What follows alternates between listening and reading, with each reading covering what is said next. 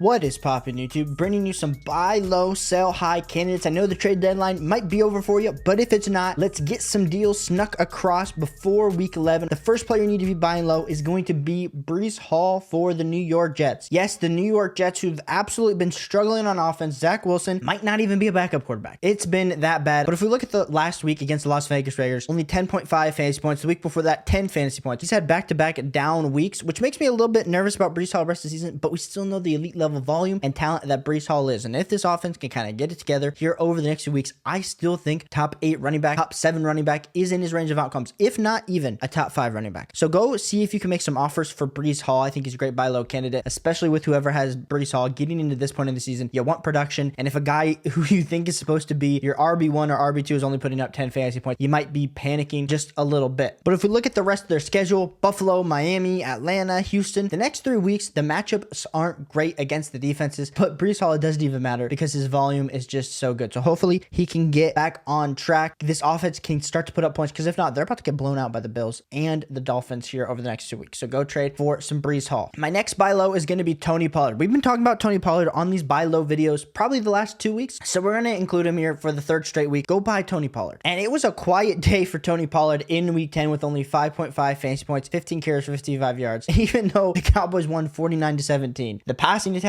Dak, CeeDee Lamb were cooking, but not Tony Pollard. And I know if you have Tony Pollard, you're probably saying, I'm done. I'm sick and tired of this guy being on my roster. But Caleb, why are you telling me to keep him? Why are you telling me to buy this dude? My thing is, he still has elite level volume, still has elite level touchdown upside. None of that's just happened. I mean, he's having a ton of red zone touches. He's having a ton of carries. Everything that you want in an offense that is thriving like the Dallas Cowboys currently right now. It's just weird that it hasn't translated to Tony Pollard finding success, finding value. And so for me, I'm still in on Tony Pollard. I know it's crazy to say, but I think he's a great buy low opportunity. If your trade deadline was last week, you missed out on this great opportunity this week to go get Tony Pollard. So if you can go make a few offers for Tony Pollard, those are some moves that I am trying to make. I think when you're really looking at it, you're probably going to have to offer a high-end RB2. Can I offer someone like a James Conner? Can I offer someone like an Isaiah Pacheco to go get Tony Pollard? Those are the upside type moves that you should be able to make if you're able to get a deal done, because I think that's going to help you rest of the season. My next guy that you should be targeting is Alvin Kamara. Yes, we're giving you running back central, but we know you got to beef up on those running backs. And Alvin Kamara had himself a day with 18.5 fantasy points in week 10. And if we're looking at the last 2 weeks, 18 fantasy points, 11 fantasy points, 27, 29. I mean, I think we're talking about Alvin Kamara still as a top 5 running back rest of season. And so if I can go offer top 5 running back prices to go get Alvin Kamara on my team,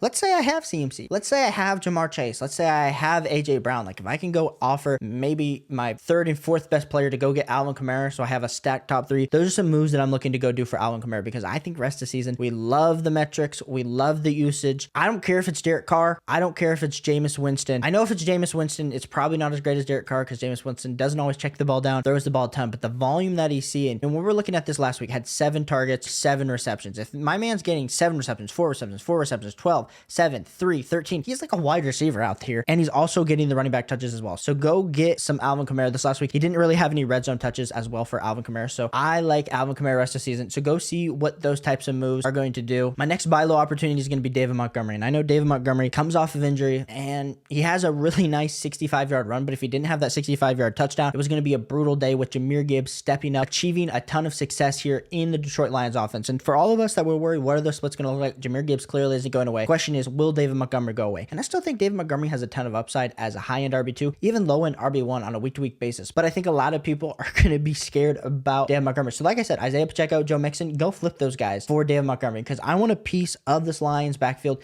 even if it isn't Jahmyr Gibbs, who has the ultimate level upside. And if you were able to hold on to Jahmyr Gibbs, this is the type of upside that we were talking about earlier in the season. But we like David Montgomery. So those are some moves that I go look, because I still think David Montgomery holds the red zone touches. He still has the goal line work that we saw with Jamal Williams, that elite level upside where David Montgomery was on pace before the injury to have more touchdowns than Jamal Williams this season. And of course, the injury derailed that. But I still think that same type of upside exists, even if Jahmyr Gibbs is getting a little bit more work between the 20s. My next buy low candidate is going to be Puka Nacua for the Rams. So of course, the Rams were on the bye this last week. The week before that, Puka Nacua had himself a down day. So whoever has Puka Nacua, they might not be feeling too hot about their roster right now. So I would go try to make some trade offers out for Puka Nacua, understanding that even if it is Carson Wentz, even if Matthew Stafford takes him a little bit longer to recover from this injury, that Carson Wentz is going to be better than what they saw with Rippon. So I like Carson Wentz connecting. Maybe he's going to get breakfast with Puka Nacua. Maybe he gets breakfast with Cooper Kupp, and Cooper Kupp ends up being the one. But Puka Nacua's target share has been super consistent through the season. And yes, I know it's gone down the last few weeks, weeks, but I still think he does have wide receiver 10 to 12. So a back end wide receiver 1 upside rest of the season to go see what those offers are going to be in your league. Whether that's a Michael Pittman, a DK Metcalf, a DJ Moore. I think all those guys, you can get Puka Nacua for that and buy low on some Puka Nacua. I really like that for you. My next buy low candidate is going to be Diontae Johnson from the Pittsburgh Steelers. If you've been on this channel, you know I'm the biggest Diontae Johnson truther out there. Target share hog. Wide receiver for us rest of the season, he is a wide receiver 21. I think a lot of people can have him lower. So I think you can go trade Jordan Addison, DeAndre Hopkins, maybe even Hollywood Brown to go get Diontae Johnson, who's an absolute target hog. I understand the Steelers offense, Matt Canada, Kenny Pickett hasn't looked great. After that amazing game versus the Tennessee Titans, he had himself a very abysmal day, quiet day versus Green Bay Packers. 4 targets, 1 reception for 17 yards, while George Pickens had himself a better day. And we really think that Diontae Johnson should be bouncing back because based on what he did against the Tennessee Titans, I think we opened up a little bit of a buy window. So like I said, if your trade deadline is already passed, I'm so sorry you missed out on this buy window for Diontae Johnson. But if you are able, go see if you can make an offer for Diontae Johnson. That is a deal that I'm looking to do. Now, if we're talking about some sell high candidates for the rest of the season, I mean, right now, you got to go to one of the contenders in your league and go see if you can trade away T. Higgins. Because if you have him on IR and you're battling for a playoff spot, that roster spot is going to be hogging for you. Now, do I think the upside of T. Higgins when he comes back, do I think that is worthy if you are a contender? Yes. So technically, I have T. Higgins right there in the middle between a buy low and a sell high, depending on where you are at in your team ranking. So I would be looking to acquire T. Higgins if I can. Another sell high candidate for me is going to be Brian Robinson Jr., who Brian Robinson Jr. had himself a massive day this week for the Commanders. But B-Rob, I think like a lot of people are excited about Brian Robinson. When he made it into the top 20 running backs, that was pretty amazing. A lot of people still have him there. But for me, Brian Robinson, like if I can go flip Brian Robinson for James Conner, Kyron Williams, Aaron Jones, even potentially like a Ramondre Stevenson, those are all deals that I would be looking to go do with Brian Robinson Jr. If you watch like the touchdown upside, when it hits for Brian Robinson Jr. But Antonio Gibson also had him a day. And there's a lot of other things that you're looking at on the running back landscape. But Brian Robinson, definitely a sell high candidate for me. And my final sell high candidate right now, it's going to be Trevor Lawrence. If you expect drafted Trevor Lawrence, expecting this 3rd-year leap for him with Calvin Ridley, with Christian Kirk, it just hasn't been there. And if you're out here starting Trevor Lawrence on a week-to-week basis, I think you're putting yourself at such a disadvantage on a points per game differential. I mean, when you're comparing even Trevor Lawrence versus Justin Herbert, massive. And Justin Herbert might not even be a top 5 quarterback rest of season. So those are moves that I'm looking to do with Trevor Lawrence. Like if I can flip Trevor Lawrence and go get Justin Fields, if I can flip Trevor Lawrence and even go get Kyler Murray, which those guys might have ended up on your waiver wires, and maybe you have Trevor Lawrence as a backup, so you're not even worried about it. But if he's your main starter, and let's say you have Trevor Lawrence and Russell Wilson, Trevor Lawrence, Geno Smith, Trevor Lawrence and Matthew Stafford, like that is not the quarterback room that I feel really good about going into the playoffs, going into the rest of the season. And Trevor Lawrence 100% could prove me wrong. But if I'm you, I'm looking to try to get a top 8, top 7 quarterback. So if I need to add something to Trevor Lawrence, sell high, it's not even a sell high. It's like really like a sell low opportunity here for Trevor Lawrence. That is something that I'm willing to do. So I appreciate you guys for tuning in this video. Hit that like button, hit that subscribe button. We won't be putting out too many more trade videos. This is the last week typically open for trades. Appreciate you guys tuning in and ask me any start sit questions down below. I'll catch you on the next one. Peace.